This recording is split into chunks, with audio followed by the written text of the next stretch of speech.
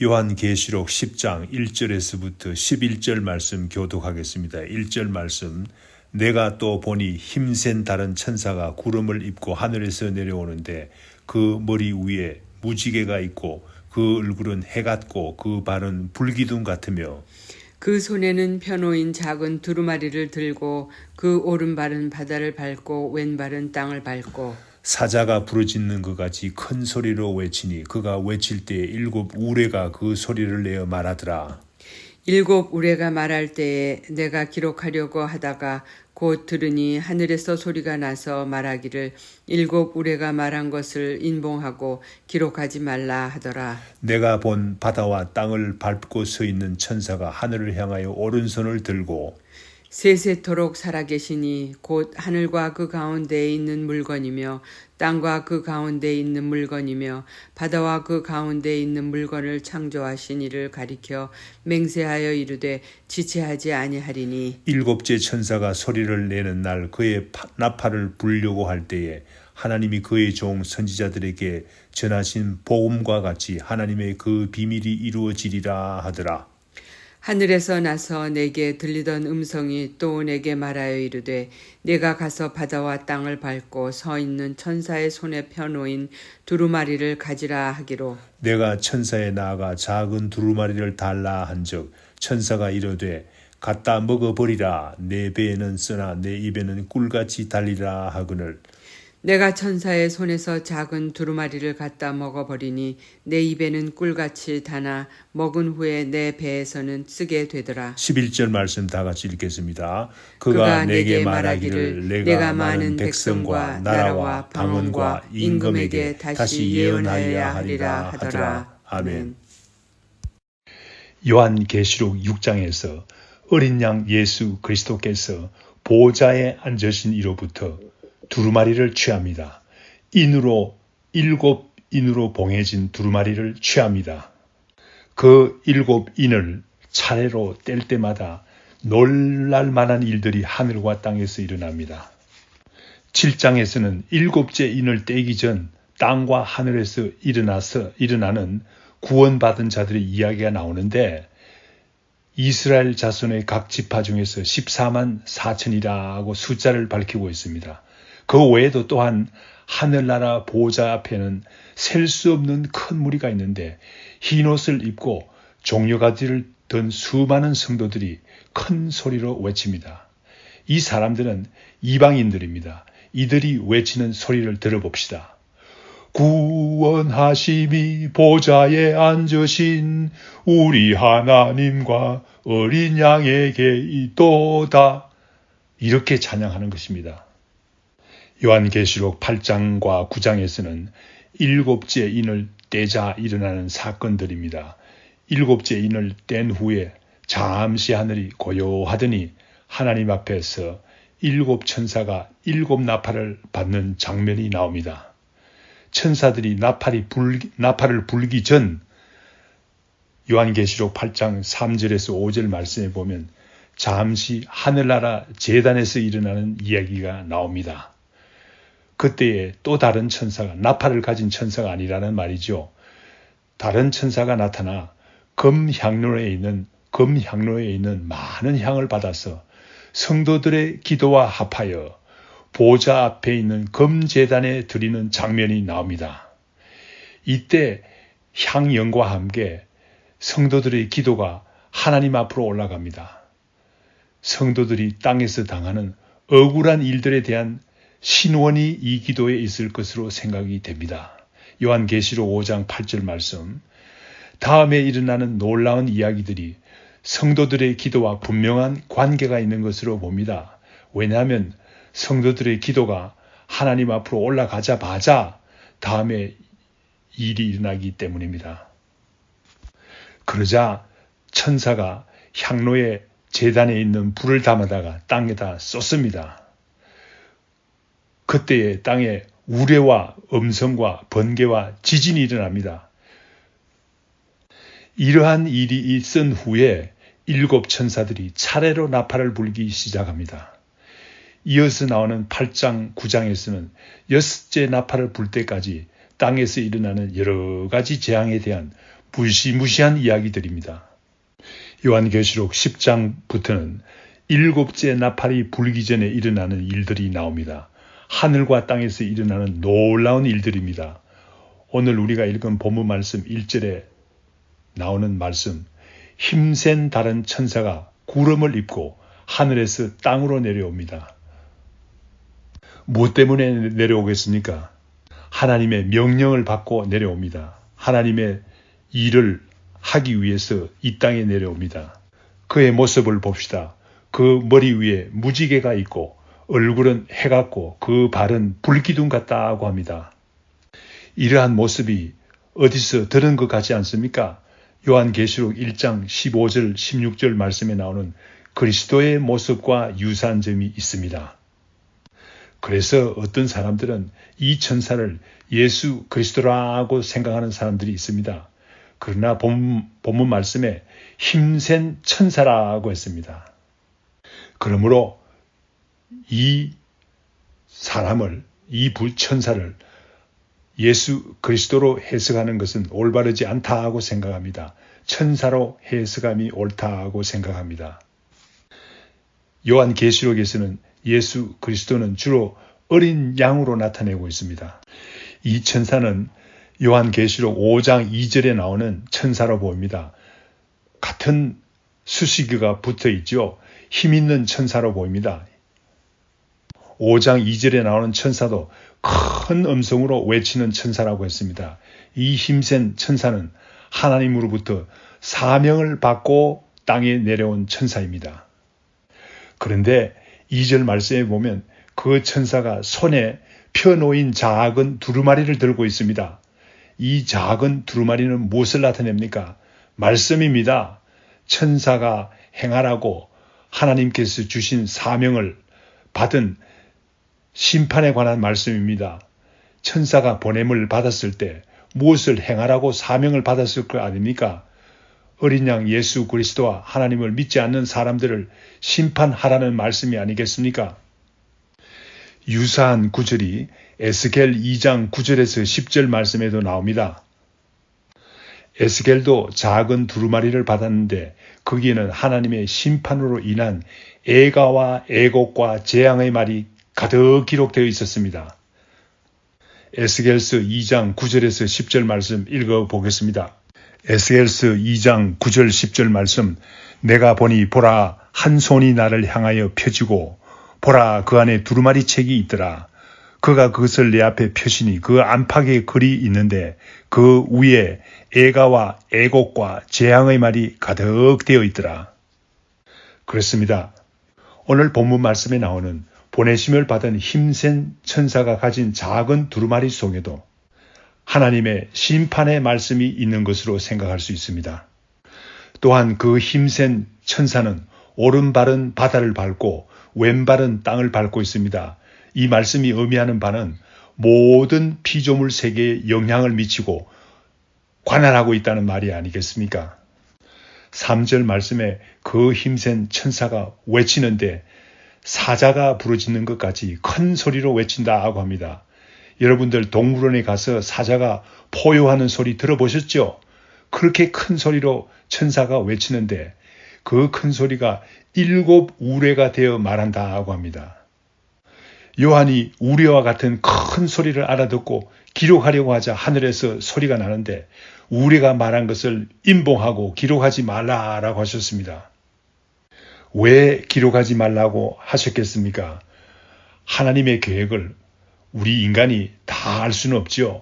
다 알 필요가 없다는 말입니다. 종말에 일어나는 일 가운데 우리가 알지 못하고 서프라이즈로 맞이하는 많은 일들이 있을 것으로 생각합니다.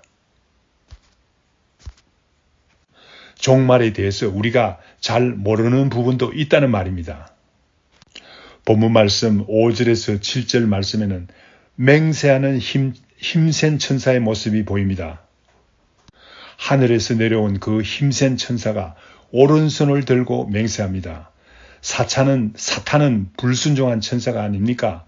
하나님께서 주신 사명을 잘 감당하려는 올바른 자세가 이 힘센 천사의 모습에서 보입니다. 사탄과는 다릅니다.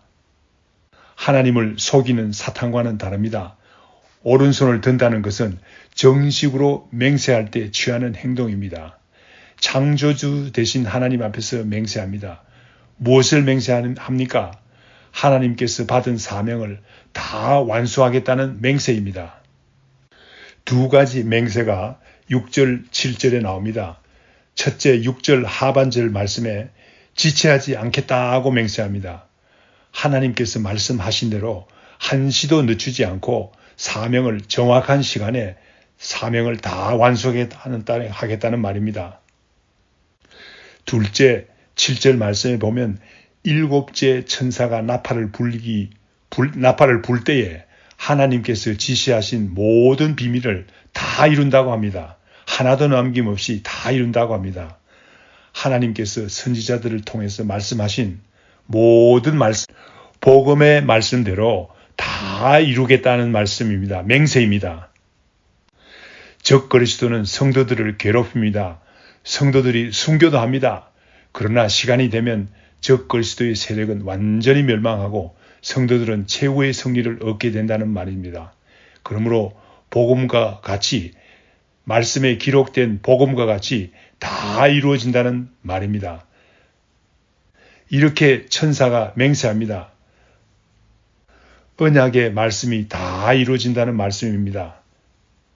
지체하지 않고 이루어진다는 말씀입니다. 그러므로 우리 종말을 살고 있는 우리 성도들은 조바심을 버리고 끝까지 인내해야 되겠습니다. 하나님의 말씀이 이루어지는 것을 다 지켜볼 수 있는 것입니다. 오늘 우리가 읽은 본문 말씀 8절에서 11절 말씀에는 사도 요한에게 말씀을 먹으라고 하시면서 사명을 주십니다. 4절 말씀에서 요한이 우리와 같은 소리를 알아듣고 기록하려고 하자 하늘에서 소리가 있었습니다. 하늘에서 말씀하시는 그 소리가 8절 말씀에 다시 들립니다. 그 힘센 천사의 손에 있는 두루마리를 가지라고 합니다. 사도 요한은 9절 말씀에 나오는 하늘의 소리가 시키는 대로 명령을 따라서 천사에게 작은 두루마리를 달라고 합니다. 천사가 말합니다. 갖다 먹어버리라고 합니다. 아예 갖다 먹어버리라는 말이죠. 가지기만 하지 말고 갖다가 완전히 먹어버려서 소화시키라는 말씀 아니겠습니까? 천사가 계속해서 말합니다. 내 배에는 이 말씀이 쓰나 내 입에는 꿀같이 달리라 라고 합니다. 이 말씀이 뜻하는 바는 무엇입니까? 천사의 말과 같이 우리가 하나님의 말씀대로 진실로 살기 위해서는 말씀을 먹어야 합니다. 말씀을 먹어서 말씀이 우리의 살과 피가 되어야 합니다. 말씀을 생활하라는 말이지요. 대충 읽고 배워서 생활에 나타나지 않는다면 말씀을 배우는 이유가 없습니다. 다 소용이 없습니다. 말씀을 배워서 우리 생활에 나타나야 하는 것입니다. 그러기 위해서는 우리는 하나님의 말씀을 먹고 소화시켜서 사명을 감당해야 되겠습니다.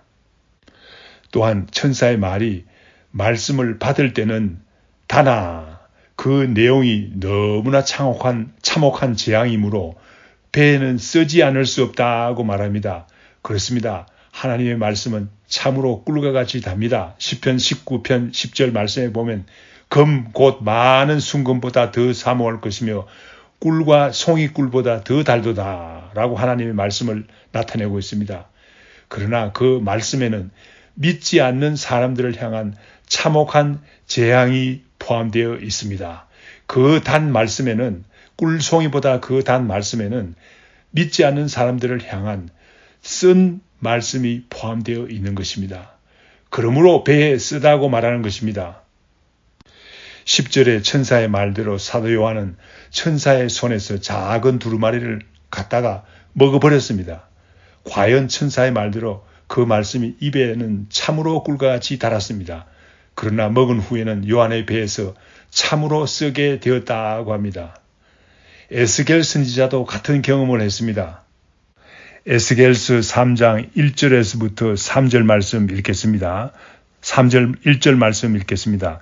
또 그가 내게 이르시되 인자야 너는 발견한 것을 먹으라. 너는 이 두루마리를 먹고 가서 이스라엘 족속에게 말하라 하시기로 내가 입을 벌리니 그가 그 두루마리를 내게 먹이시며 내게 이르시되 인자야 내가 내게 주는 이 두루마리를 내 배에 넣으며 내 창자에 채우라 하시기에 내가 먹으니 그것이 내 입에서 달기가 꿀과 같더라.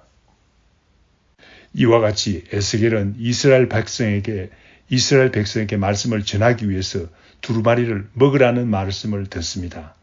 여기에서는 작은 두루마리를 먹여주지 않습니까? 전하는 사람이 먼저 말씀을 먹고 소화하여 완전히 생활화한 다음에야 다른 사람에게 전할 수 있다는 말입니다. 본문 말씀 11절에서는 천사가 사도 요한에게도 같은 사명을 주십니다. 11절 말씀 읽겠습니다. 그가 내게 말하기를 내가 많은 백성과 나라와 방언과 임금에게 다시 예언하여야 하리라 하더라. 많은 종류의 이방인들에게 복음을 전하라는 것입니다. 다시 예언한다는 말은 그 말씀을 먹었으니 그 말씀을 내용을 전하라는 것입니다. 11절 말씀이 오늘 본문 말씀의 주제가 되는 말씀입니다. 이와 같이 우리 입에는 꿀송이 같이 단 말씀입니다. 그러나 하나님의 말씀대로 살지 않고 순종하지 않는 사람들에게는 쓴 말씀이 되는 것입니다. 이것이 하나님의 말씀입니다. 하나님의 말씀을 순종하지 않고 하나님을 대적하는 사람들에게는 하나님의 말씀이 그들의 삶에는 견딜 수 없는 재앙이 되는 것입니다. 애가와 애곡과 재앙의 말이 가득한 말씀이 하나님의 말씀입니다. 그러므로 우리는 이 말씀을 전해야 되겠습니다. 한 사람이라도 더 구원해내는 귀한 말씀을 전해야 되겠습니다. 오늘 아침 이 말씀을 듣는 모든 성도님들에게 하나님의 말씀을 전하는 귀한 은혜가 임하시기를 간절히 축원합니다. 다 같이 기도하겠습니다. 하나님 아버지 감사합니다. 오늘 주신 말씀과 같이 말씀의 언약은 다 이루시는 분이신 줄 믿습니다. 우리가 주님의 말씀을 진실로 알기 위해서 주의 말씀을 먹고 잘 소화해서 우리의 삶에서 그 말씀이 나타나게 하옵소서. 그 말씀을 또한 힘써 전하는 우리 주님께서 진실로 기뻐하시는 성도님들이 되게 하여 주시옵기를 간절히 빌고 원하옵나이다. 예수님의 이름으로 기도합니다. 아멘. 하늘에 계신 우리 아버지여, 이름이 거룩히 여김을 받으시오며 나라의 임하옵시며 뜻이 하늘에서 이룬 것 같이 땅에서도 이루어지이다. 오늘날 우리에게 일용할 양식을 주옵시고 우리가 우리에게 죄 지은 자를 사하여 준 것 같이 우리 죄를 사하여 주옵시고 우리를 시험에 들게 하지 마옵시고 다만 악에서 구하옵소서. 대개 나라와 권세와 영광이 아버지께 영원히 싸움나이다. 아멘.